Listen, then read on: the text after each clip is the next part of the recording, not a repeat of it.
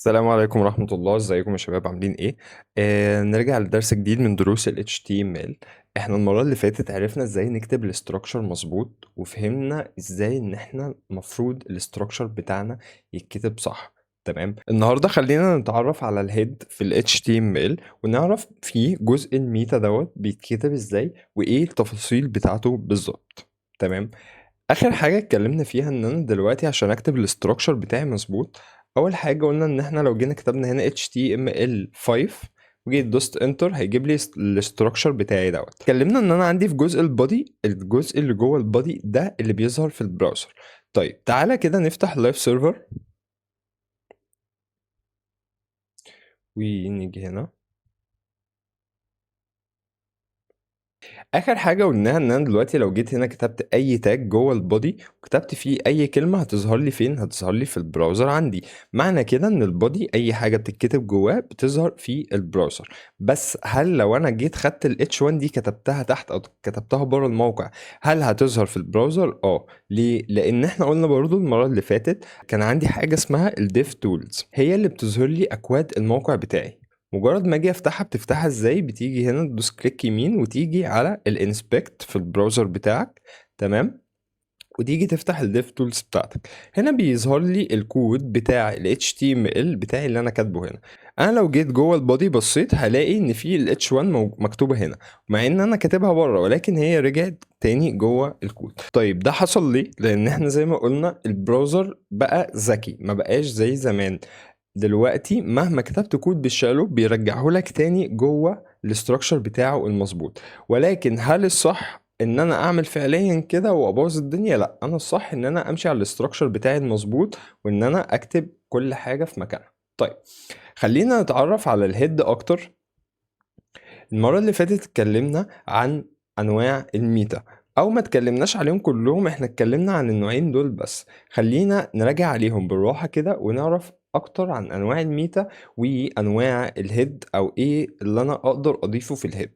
تمام، الهيد طبعا اي لينك قلنا ان احنا بنقدر نضيفه فيه. يعني ايه؟ انا لو بربط اي لينك لموقع تاني زي مثلا مكتبة او بستخدم ايكونز والكلام ده كله، ان شاء الله هنعرفه في السي اس اس اكتر.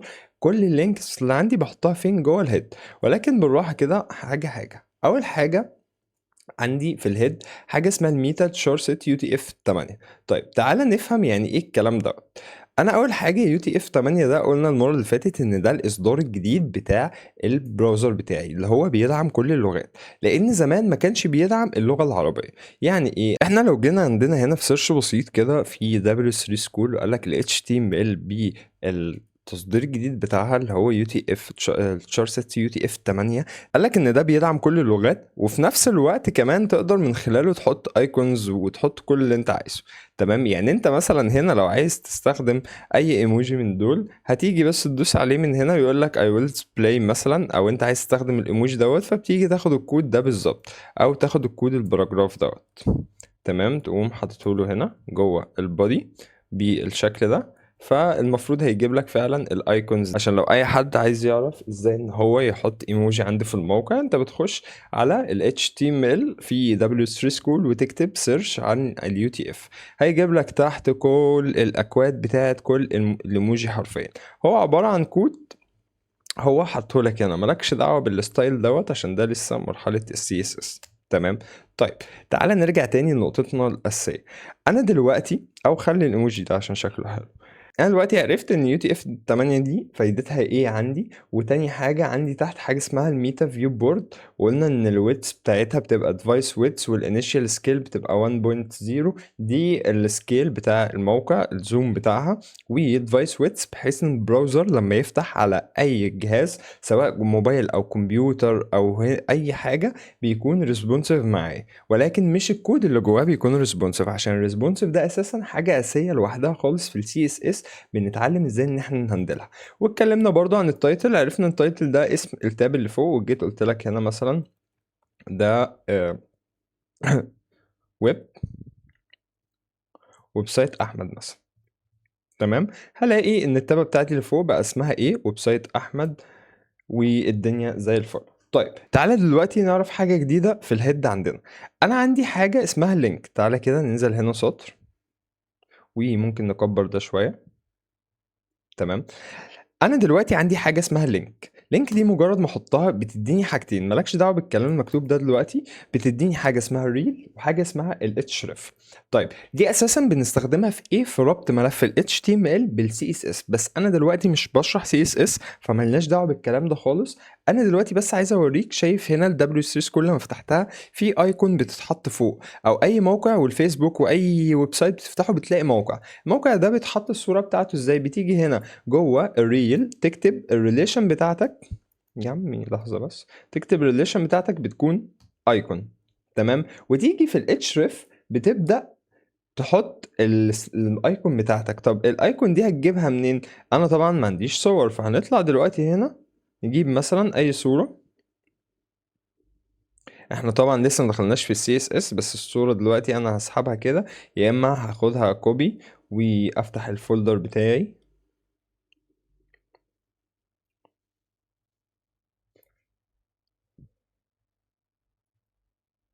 اجي احط الصورة هنا. تمام. الموضوع لغاية دلوقتي بسيط، حتى موضوع الصور نفسها بسيط، ولكن يعني ده اكتر خاص بال CSS. تمام. خلينا هنا نسميها image. انا عشان اقدر ان انا احط صورة، هاجي بس جوه البراوزر هنا اقول له ايه؟ سلاش image web. طيب هتيجي المفروض تقول لي الصورة اتحط، تمام اتحطت وزي الفل. ولكن في حاجة احنا ناقصة قبل ال href. المفروض اجي اقول له هنا التايب بتاعي هنا image. تمام. ويب او ايمج بي ان جي، اللي هو انا الاكستنشن بتاعتي عشان يقدر ان هو يحطها لي. دلوقتي لو لاحظت فوق هنا هلاقي ان الويب بتاعي بقى فيه صورة وبقى فيه اسم. تمام. طيب تعالى دلوقتي نكمل نوع من انواع الميتا الجداد عندنا. ان انا دلوقتي عندي ميتا اسمها description. لو جيت هنا عملت ميتا جديدة، انا دلوقتي عندي نوع من انواع الميتا اسمه description، وبيجي الكونتنت بتاعه بكتب فيه الديسكريبشن بتاعي. طيب الديسكريبشن ده ايه او ايه اللي بيحصل فيه؟ ده نوع من انواع الميتا بيساعدني في محركات البحث. لو كتبت هنا ان ده موقع خاص بالتعليم، سواء بالعربي او بالانجلش، تمام، لان احيانا بنكتب description بالعربي والانجليزي، ايه اللي هيحصل؟ الموضوع هنا مش هيظهر لي قوي. طيب بالنسبة لجزء الميتا ديسكريبشن، فأنا هنا لما كتبت ده موقع خاص بالتعليم، أي ديسكريبشن ده بيظهر فين؟ بيظهر هنا في السيرش. لو جيت كده دخلت على أمازون وبصيت من بره، هلاقي إن في عروض على أمازون تسوق وسائل الترفيه المنزلي والتلفزيون. المهم إن الكلام اللي هنا هو ده اللي بيتحط من خلال الميتا ديسكريبشن. تمام. فدي حاجة من ضمن حاجات اللي بتساعد في محركات البحث، أو في إن الموقع بتاعك يكون ال SEO بتاعه ممتاز جدا. تمام. تاني حاجة في أنواع الميتا، عندي نوع ميتا اسمه الكيورد. أنا لو جيت هنا عملت ميتا، مش منيو، ماشي، ارجع كده، معلش أنا آسف. أنا لو جيت كده عملت ميتا، تمام، الميتا دي النيم بتاعها هسميه كيوردز.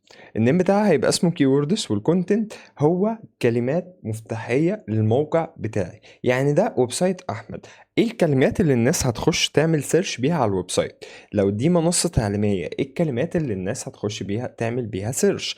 تمام. ويب سايت احمد، هو هنا عاملها ويب سايت احمد، بس لو دي مثلا منصة تعليمية فبكتب هنا ايه؟ تعليم او education. تمام. تعليم في الأردن، تعليم في فلسطين، تعليم في اليمن، أيا كان أنا بحدد إيه. المهم إن ميتا كيوردز دي هي بتبقى كلمات مفتاحية للموقع. دلوقتي أهميتها مش قوية جدا، عشان طبعا الرياكت والنكس بقى فيهم حاجات أقوى بكتير في ال SEO، ولكن هي برضو مهمة جدا. تمام. طيب تالت حاجة عندي نوع من أنواع الميتا هو اسمه الأوثر. الأوثر بتاعي أو اسم الموقع بتاعي بيبقى إيه؟ الاسم بتاعه هنا او النيم بتاعه، بحط الاسم بتاعي، اسم صاحب الموقع نفسه، عشان برضو لو عملت سيرش عن اسم معين يظهر لي الموقع بتاعه. رابع حاجة عندي نوع من انواع الميتا اسمه الريبورتس. تمام. النوع مهم شوية في حتة السيرشنج برضو، ولكن بيخلي الموقع بتاعي يظهر في صفحة الاندكس او الصفحة الرئيسية. بقول له هنا ان النيم بتاعي هيبقى اسمه ريبورتس، تمام، والكونتنت اندكس وفولو. معنى كده ان انا بخلي البوت بتاع جوجل يتبع اللايكات بتاعتي، او يقدر يشوف الموقع بتاعي اكتر. تمام. طبعا عندي نوع من انواع الميتا برضو اسمه اللانجوج. وده غير ال HTML language اللي فوق. تمام، نوع من انواع الميتا اسمه اللانجوج. ده معناها ان انا بقول له والله انت الموقع بتاعي الصفحه الرئيسيه بتاعتي هتبقى اللغه بتاعتها ايه، اي ان او لغه الانجليزي. تمام. طيب عندي نوع من انواع اللينكس او الحاجات اللي بنحطها في الهيد، وهي مهمه جدا جدا وركز فيها شويه يا صديقي عشان هتحتاجها فيما بعد. ودي نوع اسمه اللينك. اللينك دوت باجي هنا العلاقة بتاعته أو الريل ما بتبقاش ستايل شيت، بحطها حاجة اسمها canonical tag. يعني ايه canonical؟ canonical دي معناها ان انا باجي هنا في ال href احط لينك الموقع بتاعي. دي بعملها وبسيبها كده كومنت عندي، ولكن لما اجي ارفع الويب سايت بتاعي اخد مثلا اللينك بتاعه زي ده كده، او ايه حطه هنا في ال href، معناها ان انا بعرف جوجل والله ان اللينك بتاع الموقع بتاعي ده عايزك تثبته عندك. تمام. لازم ان انا بعرف دلوقتي جوجل انا رفعت الويب سايت بتاعي اهو.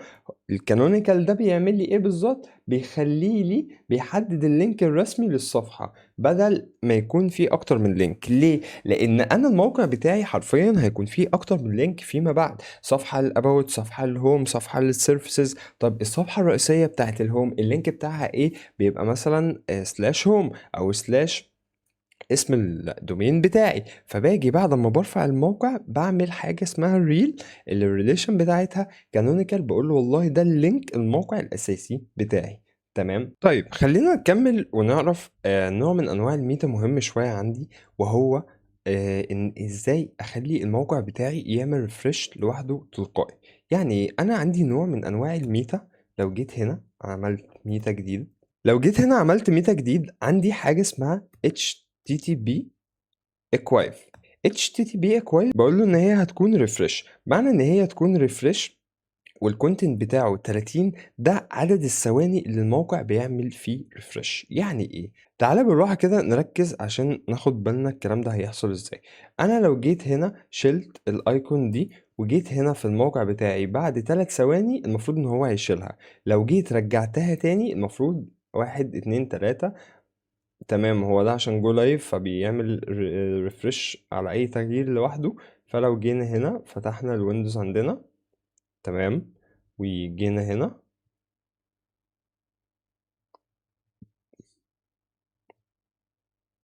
فتحنا الاندكس HTML من غير الجو لايف عشان احنا مش محتاجين ريفرش تلقائي دلوقتي. ممكن نقفل ده نقفل ده. تمام. ولو جيت هنا جوه الموقع هبدأ أبص إن هو كل 3 ثواني بيعمل فوق ريفرش لوحده. طيب عشان أثبت الكلام ده إزاي؟ تعال نشيل الأيكون دي ونطلع نستنى 1 2 3 هيبدأ إن هو يشيلها. طيب يا صديقي هقول لك حاجة مهمة جدا جدا جدا لازم تاخد بالك منها. ال HTTP Archive، تمام، دي غير ان هي بتعمل ريفرش للموقع كل 3 ثواني. عندنا سؤال من اسئله الانترفيو مهمه جدا، وهي بيقول لك ان انا دلوقتي باستخدام ال HTML بس ازاي تخلي الموقع بتاعك بعد 3 ثواني والعميل فاتحه يروح يفتح لك موقع تاني لوحده. تمام. طيب تعالى كده نجيب اي موقع تاني مثلا ونخليه مثلا البورتفوليو بتاعي. هناخد اللينك دوت. تمام، ده موقع لينك عادي جدا وده الموقع بتاعنا. الموضوع هنا يا صديقي حاجة بسيطة جدا. جوه الميتا HTTP Equive لما بقول له ريفرش خلال ال3 ثواني دول هقول له بعد 3 ثواني هتروح ل URL. تمام يا صديقي، دلوقتي لو جيت هنا انا عايز ان الموقع دوت يتحول للموقع ده بعد 5 ثواني او 3 او ايا كان العدد. انا دلوقتي فاتح الموقع، لو جيت في الانترفيو قال لك دلوقتي باستخدام ال HTML بس عايز في خلال 5 ثواني بالظبط او 3 ثواني الموقع يتحول من الموقع اللي انت فاتح فيه لموقع تاني لوحده. تمام. الموضوع ده بيحصل ازاي؟ من خلال HTTP Equive Refresh. تمام، بكتب له هنا المدة الزمنية، بعد كده بحط له الموقع، بعد كده اطلع اعمل ريفرش الموقع بتاعي واستنى 1 2 3 4 5. المفروض دلوقتي حولني لوحده من غير اي حاجة لموقع تاني خالص. تمام. ده في حالة ان انا عايز الفت انتباه العميل لاي موقع تاني.